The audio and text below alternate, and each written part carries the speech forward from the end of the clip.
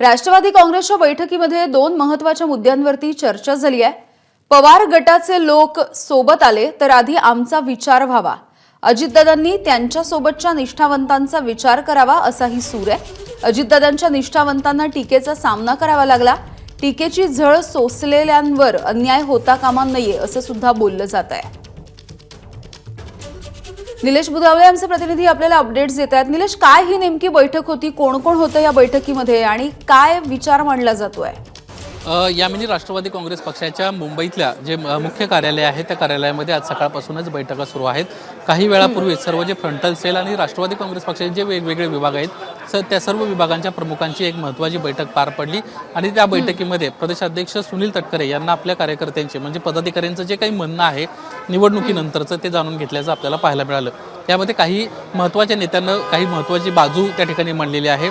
मागच्या सातत्यानं काही दिवसांपासून बातम्या येत आहेत की राष्ट्रवादी काँग्रेस पक्ष एक होणार, राष्ट्रवादी काँग्रेस पक्ष आणि शरदचंद्र पवार पक्ष हे एकत्र येऊ शकतात, शरदचंद्र पवार यांच्यासोबत जे असणारे लोक आहेत ते आपल्यासोबत येऊ शकतात, अशा पद्धतीच्या चर्चा ज्या आहेत त्या सातत्यानं सुरू आहेत। या पार्श्वभूमीवर आजच्या बैठकीमध्ये पडसाद उमटल्याचं पाहायला मिळालं।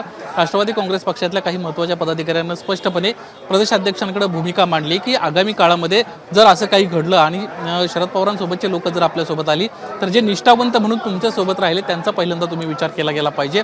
आता लवकरच राष्ट्रवादी काँग्रेस पक्षाच्या महामंडळांची लिस्ट असेल किंवा वेगवेगळ्या विभागांवर सरकारी वेगवेगळ्या ठिकाणांवर संधी देण्यात येतील तर अशा विभागांवर प्रामुख्याने जे तुमच्यासोबत निष्ठावंत राहिले होते किंबहुना 2 जुलैला जो फ्रॅक्शन निर्माण झाला होता पक्षामध्ये त्यावेळी तुमच्यासोबत म्हणजे अजित पवारांवर विश्वास ठेवून जे आले होते त्यांना पहिल्यांदा संधी दिली गेली पाहिजे अशा पद्धतीची भावना या ठिकाणी मांडण्यात आल्याचं आपल्याला पाहायला मिळते।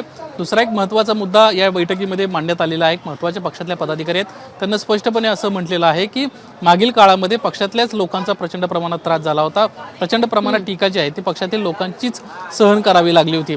ते विधान परिषदेची निवडणूक असेल, यासोबतच महिला प्रदेशाध्यक्षाचं पद असेल किंवा आणखीन वेगवेगळी पदं असतील, या पदांवरून एकाच व्यक्तीला कशा काय पद्धतीनं सातत्यानं पदं दिली जात आहेत असा एक आरोप इतर पदाधिकाऱ्यांना लावला होता आणि त्यावरूनच ती कुठेतरी टीका केली असल्याची किंवा भावना मांडल्याचं आपल्याला पाहायला मिळतंय की असं सातत्यानं पक्षातील लोकांना जर पक्षातल्या प्रमुखाला जर दोष दिला किंवा टीका केली तर आगामी काळामध्ये हे पक्षासाठी चांगलं नाहीये।